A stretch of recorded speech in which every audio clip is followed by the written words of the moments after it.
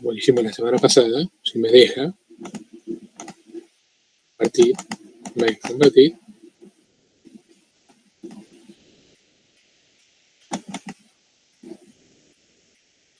Vamos a charlar un poquito de cardiopatías valvulares insuficientes. A ver si poco.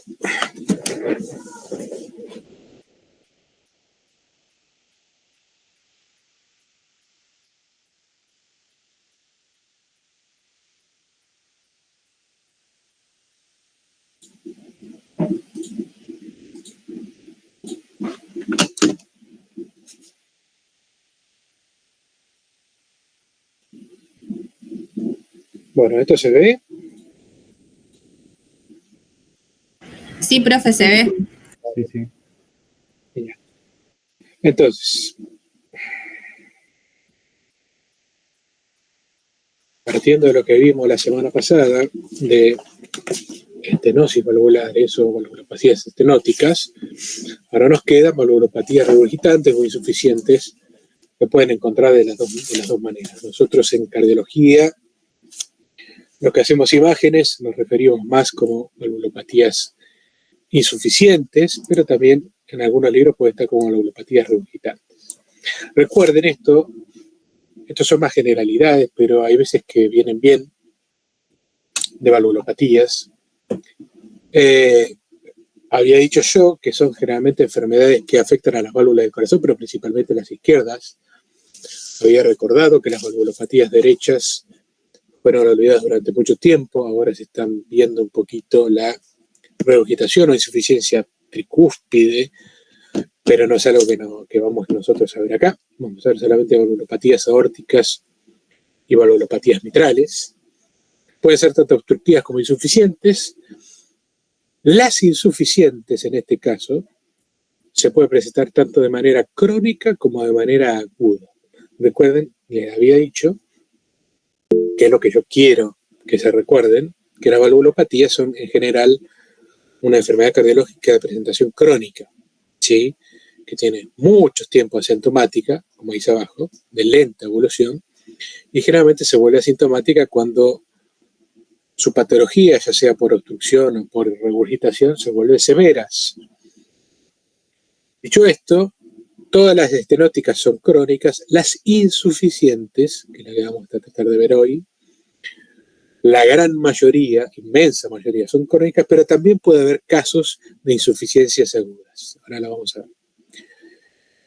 Generalmente se expresan por medio de soplos y los podemos encontrar por medio de soplos en pacientes totalmente asintomáticos. Eso es muy común, ya que dijimos que tiene una lenta evolución. Y generalmente, salvo algún dato en especial, todas son de resolución quirúrgica, habíamos dicho. Y lo que estamos viendo, tanto de las estenosis como las insuficiencias, es que las enfermedades valvulares infecciosas, por ponerlas entre comillas, de la cual la principal causa es la enfermedad valvular reumática, con el pasar de los años, del tiempo y del progreso de la medicina ha estado en declive. Por eso las reumatopatías aórticas o la estenosis mitral está en declive y aumentó drásticamente las enfermedades valvulares degenerativas, o sea que tienen que ver con el paso del tiempo y el envejecimiento de las válvulas, con calcificación de las mismas y algunas otras nuevas causas que no.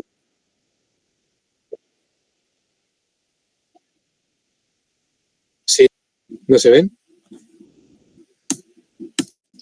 Quedó con la presentación nomás. A ver ahí. Presentar.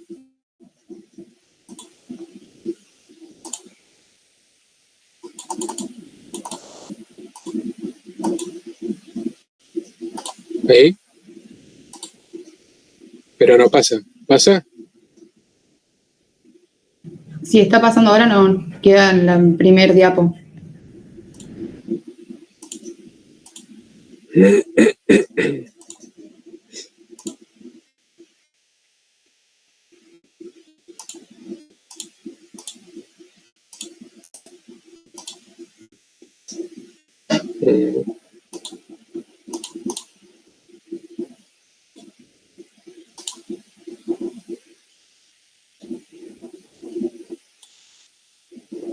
¿Sigue pasando o no sigue quedando la primera diapo?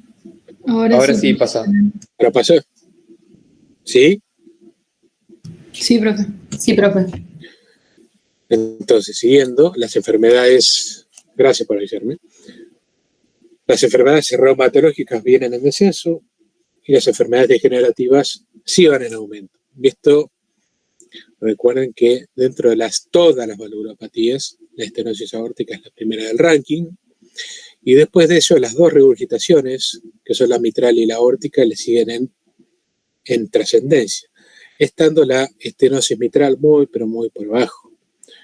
Esto muy teniendo en cuenta la declinación de la fiebre reumática. Ahora bien, hablando de insuficiencia aórtica, tiene múltiples causas, ¿sí?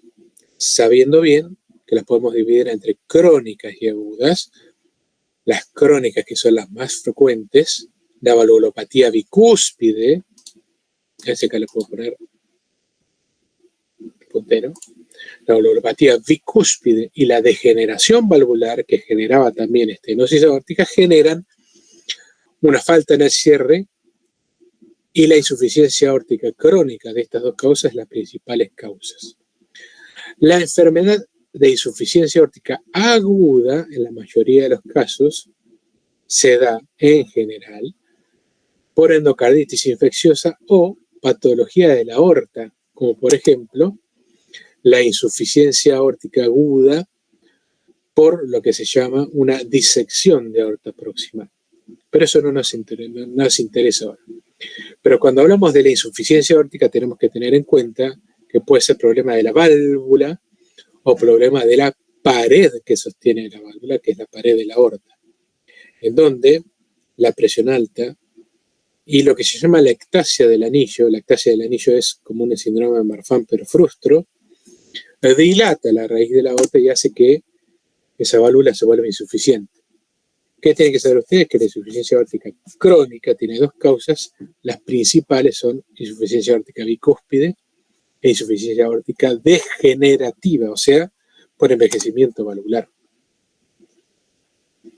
Cuando existe insuficiencia aórtica, de manera crónica, sobre el ventrículo izquierdo se genera una sobrecarga de volumen y una sobrecarga de presión. ¿Por qué? Porque el ventrículo izquierdo, y ahora lo vamos a ver, tiene una pre- y una postcarga aumentadas. En cada diástole, la insuficiencia aórtica es una patología de diástole aórtica, de diástole cardíaca. Al ventrículo izquierdo le ingresa sangre del llenado ventricular a través de la válvula auriculoventricular, a través de la válvula mitral, pero a su vez también le está ingresando sangre retrodimensionada desde la aorta. O sea, le está entrando sangre desde la válvula mitral y desde la aorta.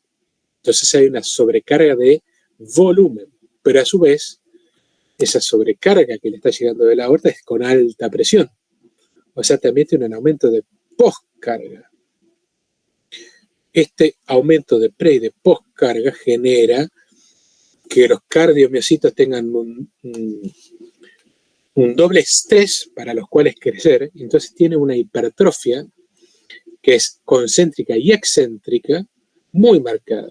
Es la valvulopatía que más genera hipertrofia del ventrículo izquierdo, es lo que da los llamados corazones de vaca o cor bovis de las placas de tórax. Nunca van a encontrar un corazón más grande que las insuficiencias aórticas graves. Por supuesto, estas sobrecargas de presión y de volumen generan grandes hipertrofias y, al igual que la estenosis aórtica, genera a la tarde isquemia por desbalance cardíaco. Esto es el mismo, prácticamente, dibujito o esquema de flujograma de patología que teníamos de la estenosis aórtica. Esa regurgitación aórtica en diástole genera aumento del volumen del ventrículo izquierdo porque le entra sangre de un lado y del otro, genera un aumento de la masa, todo eso genera aumento del consumo de oxígeno y genera isquemia.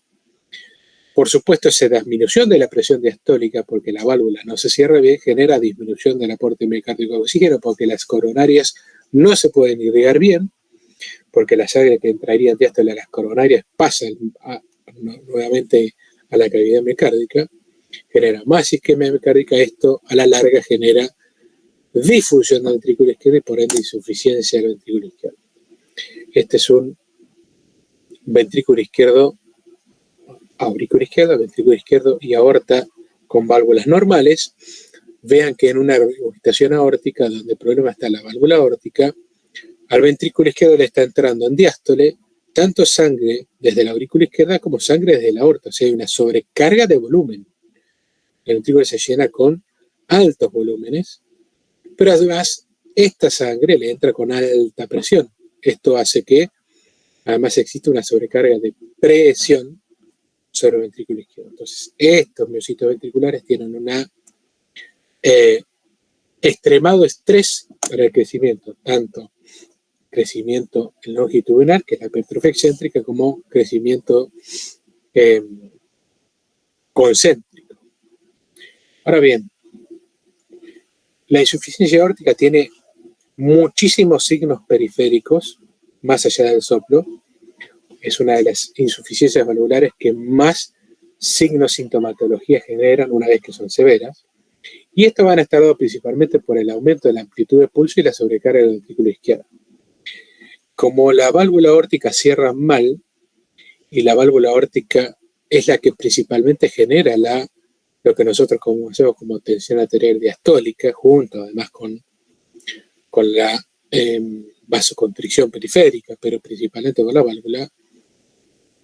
Al esta válvula no cerrar bien, la presión diastólica baja mucho. A su vez tiene una presión sistólica muy alta porque al tener el doble volumen de llenarse en cada diástole, en sístole el volumen sistólico es mucho más exagerado. ¿Qué quiero decir con esto? Que tiene una amplia tensión arterial sistólica y una muy baja tensión arterial diastólica. Esto significa que tiene una amplia presión de pulso o presión diferencial. Y esto generalmente da todos los signos que tiene una insuficiencia aórtica, que son muy ricos en signología periférica. Ahora recuerden bien, esto no lo hablamos la clase pasada, pero va en generalidad de la valvulopatía. Todo soplo diastólico es anormal. Cada vez que ustedes escuchen un soplo en diástole, o sea, entre el segundo ruido y el primer ruido subsiguiente, es anormal. No así con los soplos sistólicos. Existen soplos sistólicos que no son anormales, ¿sí? Que se llaman soplos inocentes. Pero sí en diástole. Entonces, y siempre se da el remanente de todas las generalidades de valvulopatías, que generalmente dan síntomas y signos cuando son moderadas a severas. ¿Bien? Entonces, vamos a pasar a ver algunos de ellos. ¿Qué síntomas tiene una insuficiencia aórtica? Síntomas, no signos, síntomas. Disnea primera y principal. ¿Bien? Esto generalmente se da cuando el ventrículo izquierdo ya está insuficiente. De esfuerzo primero, luego se vuelve paroxística nocturna, luego ortopnea y por último de reposo. Esto es una progresión de la disnea en el tiempo por un ventrículo izquierdo que, por más que tenga una hipertrofia excéntrica y concéntrica tratando de compensar la sobrecarga de volumen y de presión, con los años se vuelve insuficiente por todo lo que dijimos, el aumento de la isquemia miocárdica y la disminución del aporte de oxígeno. Además tiene palpitaciones, se llama aretismo cardíaco, que se le llama un corazón de estrés, un corazón taquicárdico todo el tiempo, aunque esté en reposo, ¿sí? Generalmente tiene una taquicardia sinusal muy exagerada. Generalmente hasta mínimos esfuerzos el corazón aumenta mucho su frecuencia cardíaca, porque es la única forma que tiene de aumentar su volumen sistólico. Por supuesto que eso genera arritmias, la isquemia cardíaca genera angina de pecho y la sobrecarga cardíaca, generalmente con insuficiencia cardíaca, termina afectando el corazón derecho y dando a la larga malestar abdominal por insuficiencia cardíaca derecha. O sea, tiene falta de aire, tiene palpitaciones y tiene angor como síntoma. Los signos de los hallazgos clínicos, los signos son muy ricos. Vamos a principalmente por el aumento de pulso, ¿bien? Latidos diagonales en el pecho, que son difíciles de ver, pero sí. Vamos a ver lo que son el signo de Corrigan, el signo de Muset, muchísimos signos periféricos que tenían muchos nombres propios en el pasado, que ahora no lo estamos utilizando, por ejemplo, unos vamos a ver. A la palpación del área precordial tiene un choque del ápex muy desplazado hacia la izquierda y abajo porque el crecimiento del miocardio es muy grande. Entonces el ventrículo izquierdo se desplaza muy hacia la izquierda y el ventrículo izquierdo además baja. Y cuando le tomamos el pulso, en cualquier pulso que ustedes quieran, generalmente pulso humeral, pulso radial, pulso carotidio, generalmente Celere Magnus, que se llama pulso de Corrigan, y múltiples otros signos como el martillo de agua y demás, que los voy a remitir a que los lean en el libro, porque es medio complicado explicar acá, pero lo que tienen que acordarse de ustedes es que el pulso es Celere Magnus, que quiere decir que es un pulso grande, saltón, y que tiene además el signo de Hill, que es una diferencia muy grande entre la presión arterial de los miembros inferiores y la presión arterial de los miembros superiores, cuando supera los 40-60 milímetros de mercurio. Eso habla de una insuficiencia aórtica grave. Pero la vedette, por supuesto, de la ocultación es el soplo. El soplo de insuficiencia aórtica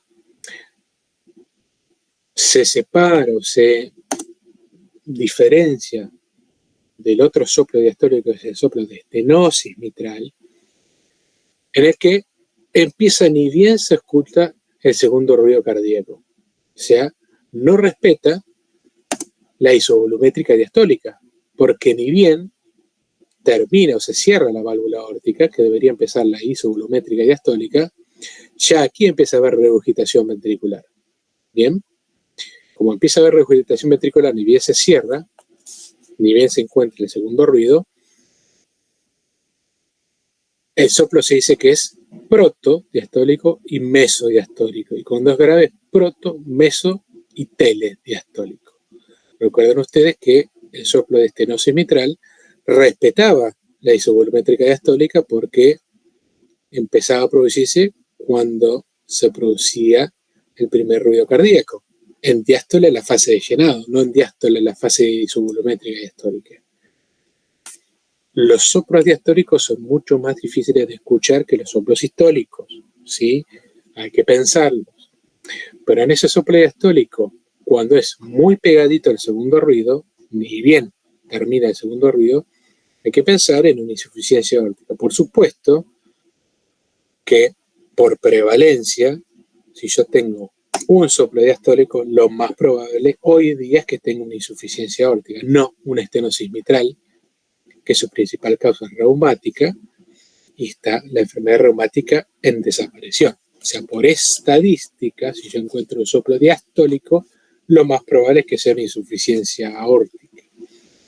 Acá tenemos un soplo de insuficiencia aórtica, ni bien termina el segundo ruido, que va bajando su intensidad porque el ventrículo izquierdo se va llenando y la diferencia de presión va disminuyendo, y en general está acompañado de un soplo mesosistólico como si fuese una estenosis aórtica funcional, porque tiene en el latido subsiguiente un volumen sistólico muy aumentado. Entonces sí o sí genera soplo, pero no por estenosis valvular, sino por un estado hiperdinámico generado por un volumen sistólico aumentado. Existe otro soplo que se llama Dustin Flint, que es cuando la insuficiencia aórtica es tan grande que genera que la válvula mitral en diástole no se pueda abrir bien porque el flujo de regurgitación le pega, le choca y no la deja abrir, y genera un rolido diastólico final, ¿sí?, que se llama soplo Dustin Flint, o también llamado de estenosis mitral funcional. La insuficiencia aórtica es tan grande que hace que la válvula mitral no se llegue a abrir bien, entonces la sangre al pasar de la aurícula al ventrículo genera un soplo de estenosis mitral. Esto es un cuadro de diferentes que no quiero que lo sepan, ¿sí? Quiero que vean generalmente salvo excepciones, los años de aparición o de descripción de los signos, que son todos viejos en general, de los distintos signos de insuficiencia aórtica grave. Generalmente dados la mayoría, ¿sí?, por aumento del pulso. A recordar que es el signo de Hill, que la diferencia entre la sistólica y diastólica mayor de 60 y entre las piernas y los pies. Y lo que yo quiero que vean es esto, por ejemplo. el baile arterial o el signo de Corrigan, el de ver un latido en el cuello, bien, fíjese que está taquicárdico además, dado principalmente por una estenosis, por una insuficiencia aórtica severa. El signo de Landolfi o el hipo pupilar, ¿sí? Midriosis y midriasis, generalmente, esto está lentecido para que lo puedan ver bien. Sístole y la diástole cardíaca, ¿sí? Por un aumento de la perfusión y disminución de la perfusión del iris pupilar. Y este es el signo de Müller o aura pulsátil, fíjense, por lo mismo, por un aumento de la presión del pulso. Así como les dije que las cardiopatías valvulares estenosantes eran muy poco ricas en signos, las valvulopatías regurgitantes son muy ricas en signos. Bien, y principalmente la valvulopatía aórtica. Luego lean un poquito más del libro, van a ver el resto de los signos que son muy importantes. Dije que la valvulopatía aórtica insuficiente tenía una sobrecarga muy importante, la más importante de todas, de presión y de volumen. O sea, tenía un alto estrés en los miocitos para crecer. Por ende se ve, fíjense, en este electrocardiograma de una insuficiencia aórtica, un terrible aumento de la despolarización ventricular izquierda. Acá ni siquiera le tengo que hacer scores para hipertrofia ventricular. Fíjense que directamente F6 tiene más de 35 milímetros por sí sola, ¿sí? Habla de hipertrofia ventricular izquierda. ¿Qué corrimiento tan importante que tiene del eje hacia la izquierda precordial? Fíjense que la transición de R está más allá de B4. Eso quiere decir que el eje precordial se va para la izquierda, porque todo rota hacia la izquierda, el ventrículo izquierdo se va a la izquierda, y además de esto, tiene por supuesto hipertrofia auricular izquierda. Fíjense que tiene un componente negativo de la PM1 muy, pero muy importante, una P mitral acá en D1 también muy importante, porque por supuesto a la larga esa sobrecarga de presión del ventrículo izquierdo en general termina afectando a la aurícula izquierda y luego al ventrículo derecho. Es la valvulopatía que más genera hipertrofia ventricular izquierda. Lo mismo la placa de tórax. Para una placa de tórax normal como es la que tenemos a la izquierda, esta es la placa de tórax que tiene una insuficiencia aórtica severa. Fíjense que tiene un aumento del arco aórtico muy importante y un aumento del arco inferior izquierdo muy importante. Acá, si se pueden ver además, está dando o está generalmente hecha para una seriada gastroesofágica en donde se ve que existe un desplazamiento del esófago torácico dado por un crecimiento ventricular y auricular izquierdo muy importante. El paciente, además de disnea, además de palpitaciones, tenía una disfagia importante dado por las compresiones de todo lo que es el mediastino anterior sobre el mediastino posterior. Fíjese, para una placa normal, esta que es una placa de un paciente que fue operado ya de una insuficiencia aórtica, donde podemos ver varias cosas.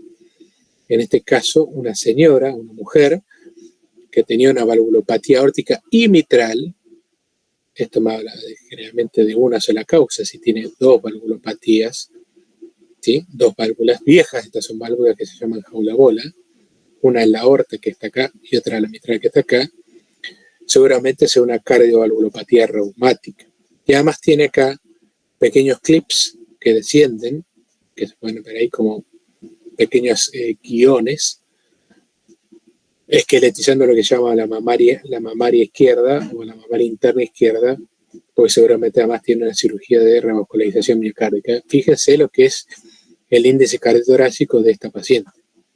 Estas insuficiencias cardíacas, estas placas de ventrículo izquierdo tan grandes, no la van a ver en otra cosa que en miocardiopatías dilatadas idiopáticas o en insuficiencias aórticas severas. Pero por supuesto, siempre el gol estándar para el diagnóstico, seguimiento, severidad y causas de las valvulopatías es el eco, en donde podemos ver que podemos estimar generalmente muchas de las causas de insuficiencia aórtica solo con hacerlo un eco. Por ejemplo, acá, en esto que es un eje corto a nivel de la aorta, vemos que tenemos una causa, que es la válvula aórtica bicúspide. Tiene una y dos cúspides, no tiene tres, ¿sí? Este caso raro, que no es muy frecuente, insuficiencia aórtica por lapso de válvula aórtica, reumática o anulectasia, donde el problema no está en la válvula, que acá hay tres estones, sino que está en el anillo de sostenimiento que se dilata. Eso es más del terreno del cardiólogo, por eso no los voy a molestar. Pero sí que es importante la insuficiencia aórtica en la ecografía para definir la gravedad de la severidad de la insuficiencia, ¿sí? Nosotros hablamos en general de insuficiencia aórtica severa cuando el orificio de regurgitación, que es lo que más me interesa que sepan ustedes, o la fracción de sangre que regurgita es mayor a la mitad de la que sale, o el orificio es mayor a 30 mililitros o 30 milímetros cuadrados, ¿sí? Eso me habla de una insuficiencia aórtica severa. Acá podemos ver otra forma de estimar lo que nos interesa. Esto es lo que yo quería que vean. Acá vemos una ecografía, en este caso un ecocardiograma transesofágico, en donde podemos ver aquí arriba la aurícula izquierda, aquí el ventrículo izquierdo. Esto es la aorta. Esta es la válvula aórtica, aquí un jet de regurgitación que regurgita hacia el ventrículo izquierdo en diástole, y aquí una misma imagen igual a esta toma de transesofágico, en donde podemos ver la aurícula izquierda, ventrículo izquierdo, la aorta, la válvula aórtica, y esto acá, que es un flap de disección de aorta, ¿sí? En donde la pared o la mioíntima de la aorta ascendente se rompe y genera una insuficiencia aórtica grave aguda. Hemos dicho que las insuficiencias pueden ser tanto agudas como crónicas. Siempre las valvulopatías en general son agudas, pero en este caso también, son crónicas, disculpen, pero en este caso también pueden ser agudas. Las valvulopatías insuficientes agudas son en general shock cardiogénico, es una cosa muy grave, gracias al Señor de los cielos, es muy infrecuente, pero cuando están, son gravísimas. Y son gravísimas porque el ventrículo no se las banca, porque no está hecho para bancársela, porque es muy aguda. Entonces tiene una sobrecarga de aurícula, de sobrecarga de presión y volumen agudas. El pronóstico de toda valvulopatía va a depender de muchas cosas. De cuán grave es la valvulopatía, de cuán severamente esté afectado el ventrículo izquierdo, de los síntomas que tenga, pero a su vez también de cómo está la pared de la aorta y de la cantidad de comorbilidades que tenga el paciente. Todo eso es lo que yo tengo que tener en cuenta. Pero para que ustedes sepan, y esto no lo quiero que sepan, sino que quiero que se acuerden de que en general las valvulopatías son asintomáticas y mientras no dan síntomas, las valvulopatías no tienen un mal pronóstico. Pero sí cuando empiezan con síntomas. Cuando empiezan con síntomas, la mortalidad anual generalmente de cualquier valvulopatía se cuadriplica y es ahí donde tenemos que empezar a actuar para ver qué podemos hacer para la misma. Fíjense que aquí, en una insuficiencia aórtica según su gravedad y según síntomas, cuanto más grave es la valvulopatía, peor es su pronóstico, su sobrevida libre de eventos a 10 años.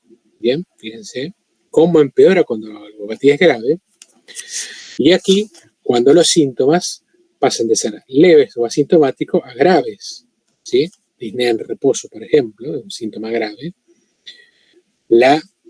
El pronóstico del paciente de la sobrevida empeora muchísimo. Y esto me hace a mí decirle lo que ya habíamos visto.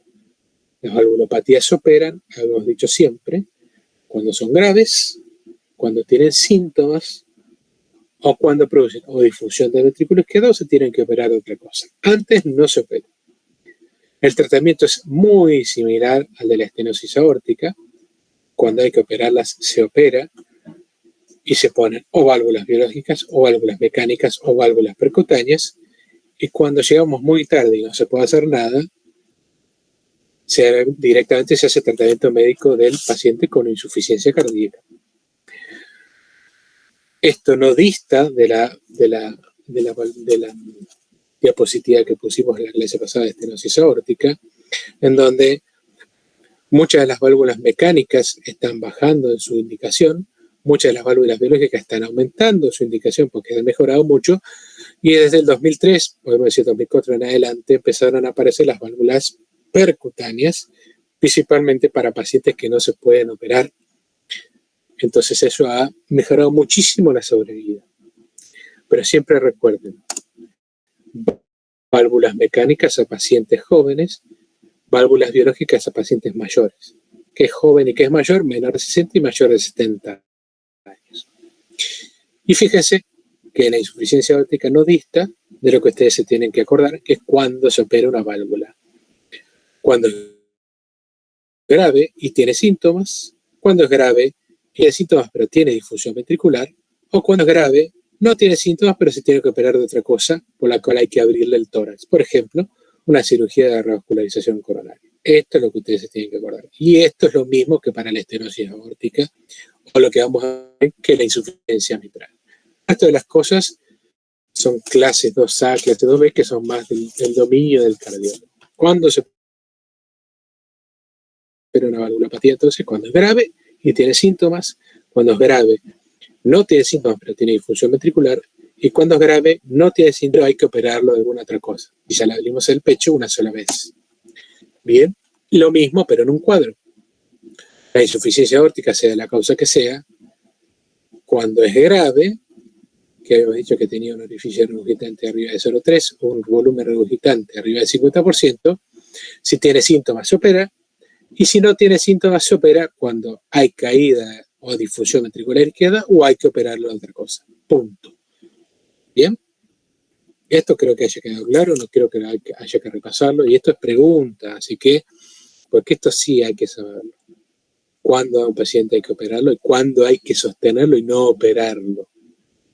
¿En qué tiene que ver esto? Que la cirugía que le vamos a hacer al paciente antes de empezar con insuficiencia mitral es una cirugía que no es de bajo riesgo, no es sacarle un apéndice. Es una cirugía que conlleva su riesgo de morbi-mortalidad. Hemos visto en la clase pasada que la cirugía cardíaca en nuestro país conlleva una morbi-mortalidad intraquirúrgica del 10-12%. Entonces el paciente, en realidad el pronóstico es bueno porque no tiene síntomas, porque la valvulopatía es moderada y la causa no es grave. Ese paciente tiene un pronóstico cuya mortalidad es menor al 5 o 6% anual. Entonces, si al operarlo la muerte es 12%, es peor operarlo que no operarlo. No sé si se entiende lo que quiero tratar de explicar. Yo lo opero cuando la mortalidad de operarlo es menor que la mortalidad de dejarlo sin operar. ¿Muy claro ahí? Y por último, la clase D, o la valvulopatía de regurgitación mitral. La regurgitación mitral es una insuficiencia de la válvula mitral para comportarse como dicha válvula, que la válvula mitral, recuerden, que evita el pasaje de sangre, principalmente en sístole, del ventrículo izquierdo, o sea, la aurícula izquierda, cuando empieza a aumentar su presión para prepararse para la inyección. ¿Bien? Al igual que la valvulopatía regurgitante aórtica, la valvulopatía mitral insuficiente puede verse un problema de las valvas o problemas del anillo valvular. Recordando brevemente la anatomía mitral, recuerden que es una válvula muy compleja, donde tiene un festón posterior que tiene 3 microfestones y un festón, una valva anterior que tiene 3 microfestones, ¿sí? En general la valva anterior es más grande que la valva posterior, ¿bien? Y además tiene un anillo que la fija a la porción auriculoventricular del miocardio y tiene músculos papilares con cuerdas tendinosas de primer y segundo orden que las unen al miocardio ventricular interno. En cada una de estas porciones, en las valvas, en el anillo o en el aparato subvalvular, puede estar el problema que me genere la insuficiencia mitral. Bien, por eso es tan complejo. Y recuerden, esto es una vista transversal, ¿sí?, del corazón, vista desde las aurículas que las hemos resecado, en donde vemos adelante la arteria pulmonar, detrás la arteria aorta con su trivalva y trisvalva, A su izquierda la válvula mitral, a su derecha la válvula tricúspide, aquí la cruz del corazón posterior, donde vemos que la válvula mitral estaría principalmente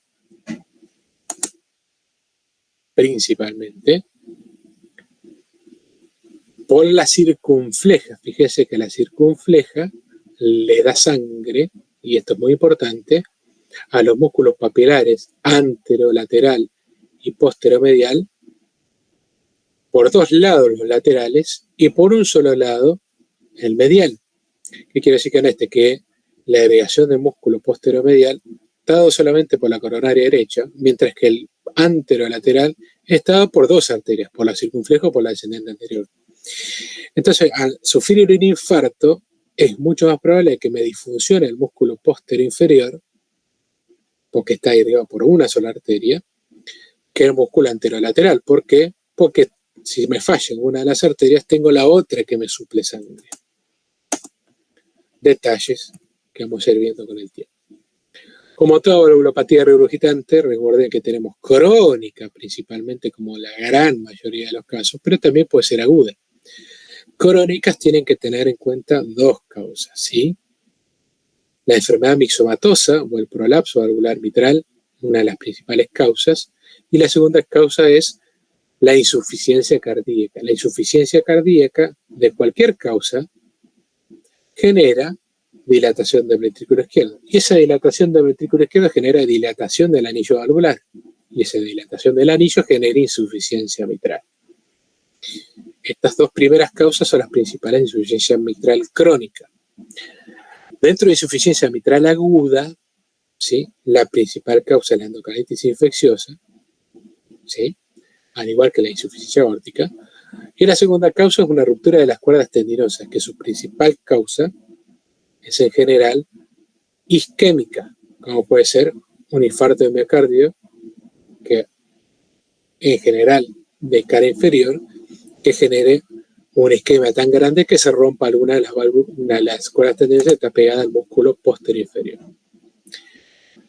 No me interesa el caso B, me interesa la causa crónica. Fíjese, acá en una insuficiencia mitral, en este caso orgánica que se llama, esta es la cara auricular de la válvula mitral, esta es la válvula anterior, esta es la válvula posterior.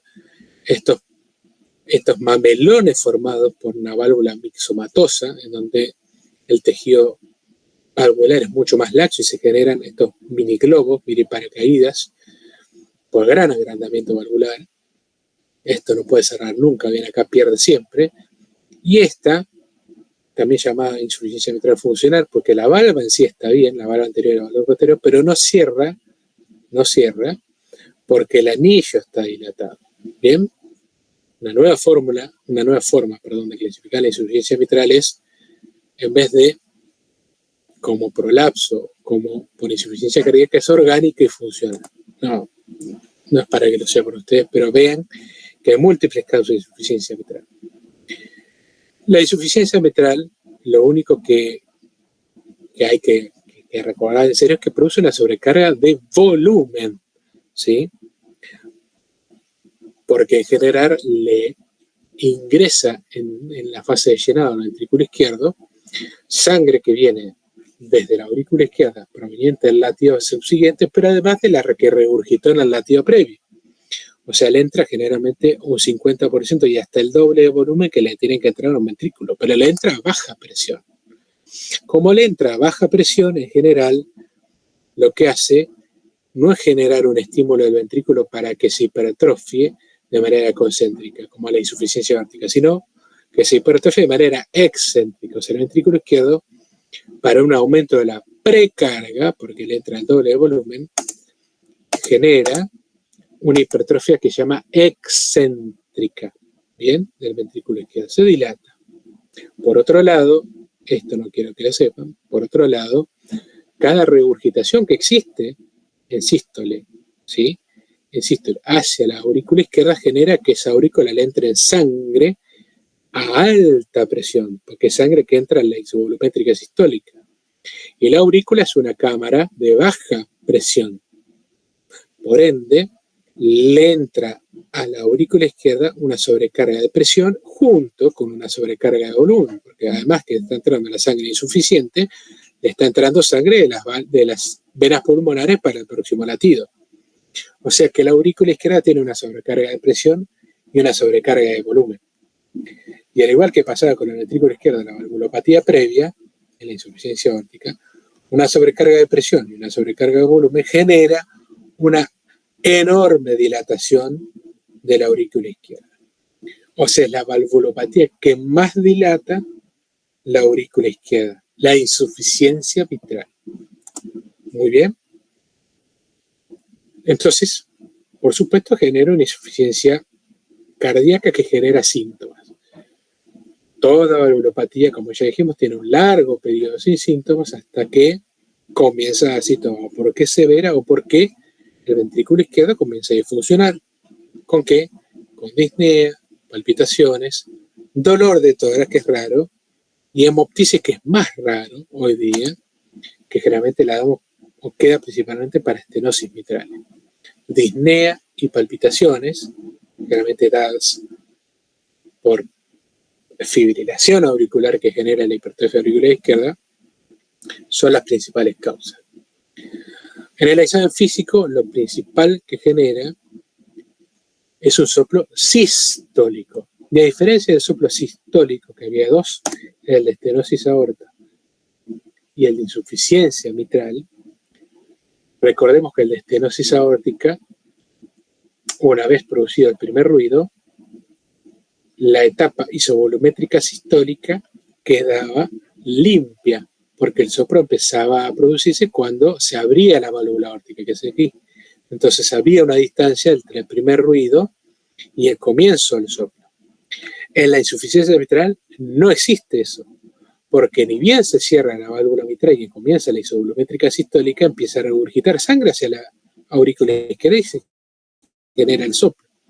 Entonces, por eso las isovolumétricas como la isovolumétrica diastólica. Eso se genera o se llama soplo holosistólico, que además tapa el segundo ruido cardíaco. Soplo estenosis aórtica es mesosistólico, romboidal o creciendo y increciendo. El soplo de insuficiencia mitral es soplo holosistólico en barra. En barra significa que mantiene su intensidad durante toda la sístole. No crece ni decrece. Bien claro eso. De todos modos, si quieren ir a la parte de estadística, cuando ustedes se encuentren con un soplo sistólico, lo más probable por estadística y prevalencia es que sea una estenosis aórtica. ¿Bien? Pero no se olviden que existen otros soplos sistólicos, que son el de la insuficiencia mitral, que es holosistólico, y el soplo y el soplo sistólico funcional, que es principalmente tratado en chicos. ¿Bien? Me remito a lo que dije anteriormente. Todo soplo diastólico es patológico y no todo soplo sistólico es patológico. ¿Bien? La plaqueotórax, un corazón agrandado de tamaño, a expensas del ventrículo izquierdo y a expensas de la aurícula izquierda, que es difícil de ver acá. El crecimiento de la aurícula izquierda está dado principalmente, o se ve, por lo que se llama un cuarto arco, y acá se ve perfectamente. Esta es una insuficiencia aórtica en un paciente que además tiene un marcapasos unicameral.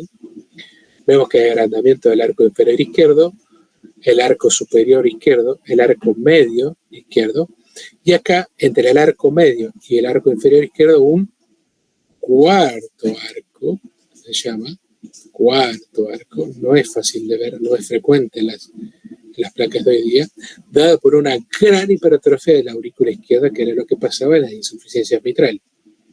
Este cuarto arco está dado generalmente por una hipertrofia de la orejuela auricular izquierda, que sobresale en el arco, entre los arcos medio e inferior izquierdo. Este es un signo de gravedad de insuficiencia mitral que se utilizaba antes, o que la ecocardiografía ya no se utiliza, pero cada vez que lo vean, recuerden, haga diciéndoles que seguramente tenga una insuficiencia mitral. En el electro, fíjense que lo que sí tiene es una gran repercusión, no tanto sobre el ventrículo izquierdo, porque el ventrículo izquierdo, fíjense que se dilata, no es hipertrofia. Entonces, hay agrandamiento ventricular izquierdo, sí, pero no es tan marcado como la insuficiencia aórtica o como la estenosis aórtica. Lo que sí hay es un marcado aumento de una hipertrofia de la aurícula izquierda, general, donde lo van a ver ustedes más fácilmente. Realmente miren B1 con un componente negativo muy importante que me habla de crecimiento auricular izquierdo. En este electro no se ve mucho la P mitral, acá en B1 se ve un poquito, pero siempre fíjense en V1, ahí van a ver un componente negativo a la onda P en B1 que es muy importante. Recuerden que en B1 la onda P en general tiene un componente positivo y negativo. Tiene un componente primero positivo que es dado por la aurícula derecha y un componente segundo, final, negativo que está dado por la despolarización de la aurícula izquierda. Acá el crecimiento es de la aurícula izquierda, entonces el componente negativo es el que crece. Bueno, ecografía con estándar, fíjense, este es un ecocardiograma color, en donde vemos un ventrículo izquierdo, la aurícula izquierda, y en sístole, porque es un soplo sistólico que genera un gran jet de regurgitación que toca la pared posterior de la aurícula izquierda. Esto habla de severidad de la insuficiencia mitral, bien por el medio, y aquí algo parecido, una aurícula izquierda, un ventrículo izquierdo, una aorta en sístole, un pequeño jet de regurgitación mitral, por un prolapso valvular mitral. Las dos causas más importantes, prolapso e insuficiencia cardíaca. Por supuesto, que lo más importante que quiero que sepan ustedes es la gravedad, y la gravedad se da cuando la regurgitación genera un orificio que es más de 0,4 centímetros cuadrados. Esto es lo único que tienen que saber. Eso no lo tienen que hacer ustedes, eso se lo da el ecocardiografista que a ustedes le piden el ecodoppler. Entonces, si tienen un paciente sin síntomas, pero que tiene una insuficiencia mitral con un orificio regurgitante mayor a 0,4, y tienen que saber que ese paciente hay que seguirlo de cerca, porque tiene una insuficiencia mitral severa. ¿Qué se hace con la insuficiencia mitral severa? Cuando tiene síntomas, se la reemplaza. ¿Y con qué se la reemplaza? Con válvulas biológicas, mecánicas o percutáneas, ahora que hay también. Y cuando no se puede hacer nada porque llegamos muy tarde, diagnóstico tratamiento de insuficiencia cardíaca congestiva de causa valvular. No me importa el tratamiento médico, sí me importa el tratamiento de reemplazo valvular. ¿Bien? Y aquí hacemos un llamamiento que creo que hicimos también en la clase pasada, al decirles que hay que tener cuidado, no nosotros, sino la elección que hacemos con el paciente y con el cirujano cuando hacemos un tratamiento quirúrgico para la válvula mitral. Recuerden que la válvula mitral no es tosca como la válvula aórtica, que se saca y se pone una nueva, sino que el aparato valvular mitral, su anillo y la valva mitral en sí, hay que tratar siempre que se puede de repararla y dejar la propia válvula, y si no se puede, reemplazar la válvula.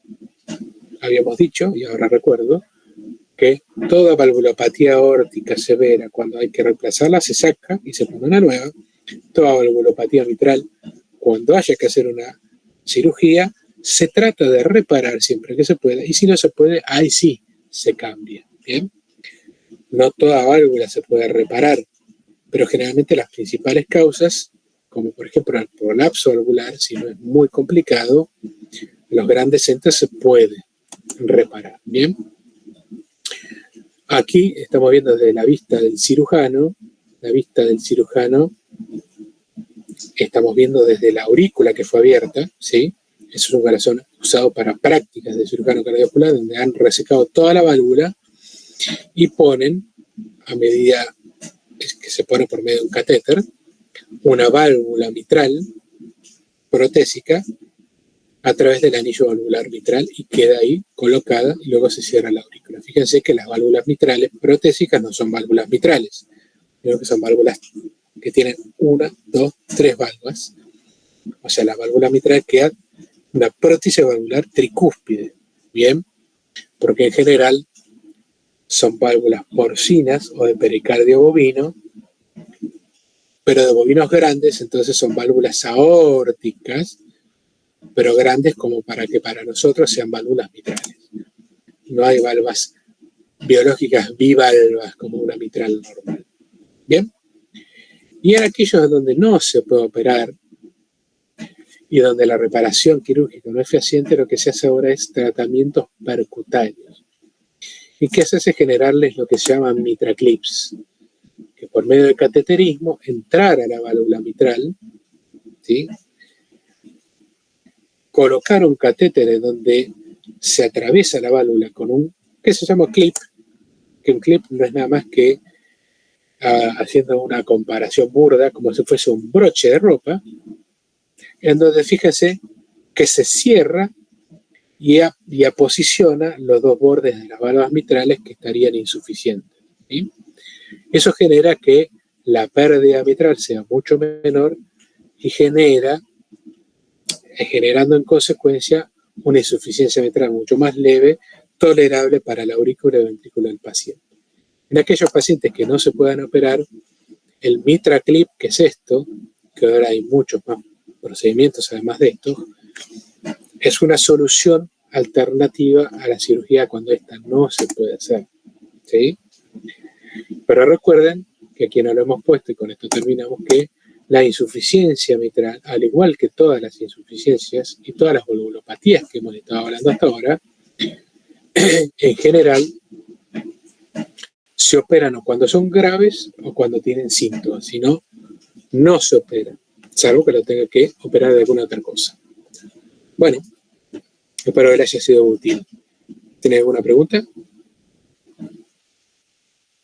Me imagino que sí. ¿No? En este lunes lluvioso.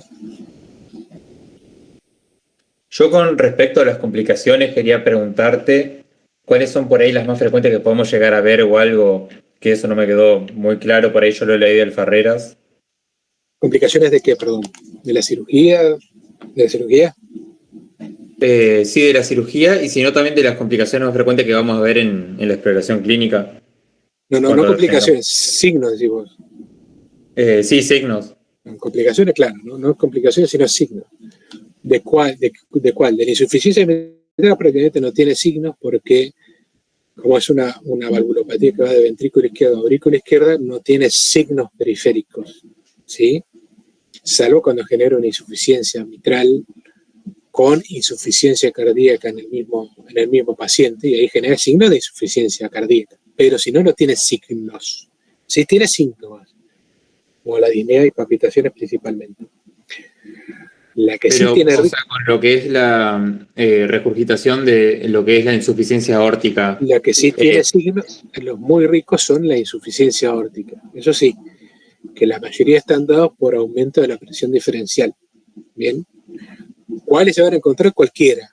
De todos esos que mostramos, cualquiera. Los principales que van a ver es la palpación del pulso, un pulso muy alto, un pulso fuerte, ¿sí?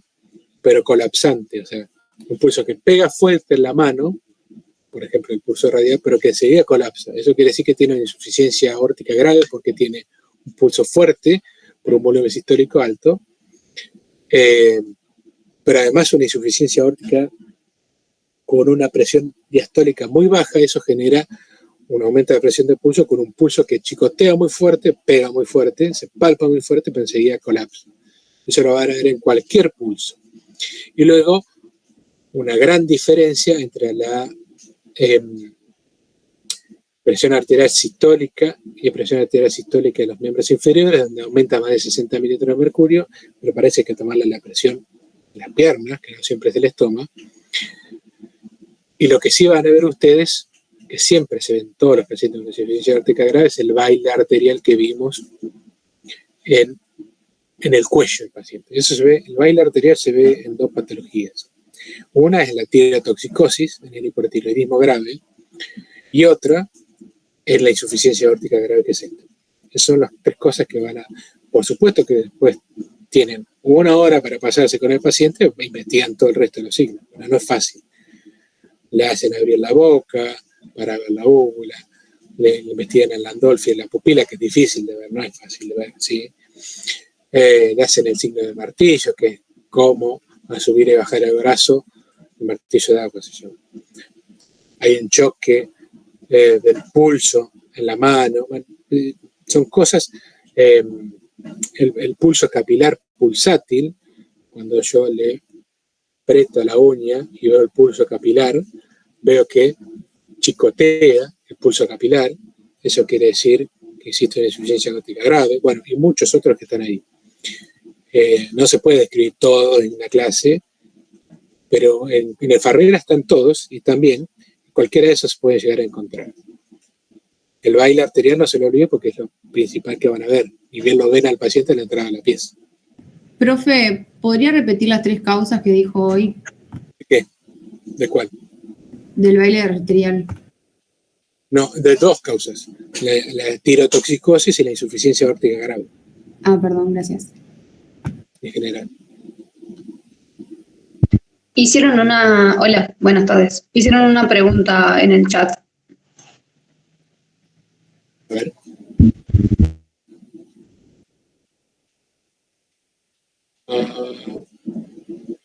Que sea moderada y no llegue. Si es moderada la insuficiencia aórtica, como cualquier valvulopatía, toda la valvulopatía moderada que no tenga síntomas, a ver si era que no tenga síntomas, se tiene que controlar con seguimiento solamente. La valvulopatía moderada, cualquiera sea, insuficiencias o estenosis, en general no se operan. Dijimos que se operan solamente son graves y tienen síntomas o se opera de otra cosa. Entonces, si tiene una insuficiencia aórtica, una estenosis aórtica, insuficiencia mitral moderada, cualquiera, ese paciente no se tiene que hacer nada. Me refiero a que no se tiene que hacer nada, pero no se tiene que operar.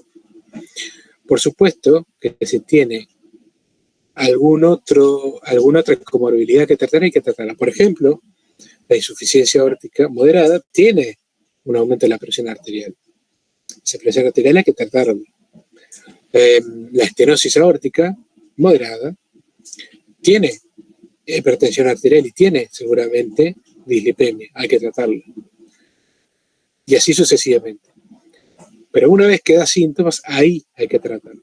El paciente con valvulopatía moderada en general no tiene síntomas, o por lo menos no tiene síntomas por la valvulopatía, ¿sí? Eso no quiere decir que lo dejemos al libre albedrío. Hay que seguirlo, en general, cada un año, bien tratado el resto de los factores de riesgo. Ahora bien, el paciente con estenosis aórtica grave sin síntomas es el que hay que seguir más de cerca, cada 6 meses. El paciente con estenosis o insuficiencia aórtica o estenosis aórtica o insuficiencia mitral grave, que no tenga síntomas, es generalmente un tipo que en cualquier momento va a dar síntomas. Ni bien haga síntomas, tengo que operarlo. Hasta que no haga síntomas, no se lo toca porque su pronóstico no es malo y operarlo es peor que no operarlo. Ahora, lo tengo que seguir de cerca porque o porque tengo que encontrarle síntomas o porque tengo que ver cómo se encuentra su ventrículo izquierdo, que era la otra clase 1 de operarlo. Que no tenga síntomas, sea grave, pero que empiece con disfunción ventricular. Que el ecocardiografista me informe que la fracción de eyección en 6 meses me pasó de estar normal a caer al 50-45%. Por más que no tenga síntomas, hay que operarlo. ¿Y claro ahí? Pero las valvulopatías moderadas en general no se tocan, se siguen. ¿Y cada cuánto sería el seguimiento? Un año, dije. Ah, perdón, no escuché. De las moderadas, ¿no? ¿Qué más? A ver. Nada. ¿Algo más? ¿Jóvenes? Diviértanse estudiando valvulopatía porque es una cosa muy interesante, una cosa crónica y una cosa que van a ver muy seguido. Recuérdense que nosotros estamos atendiendo población cada vez más vieja.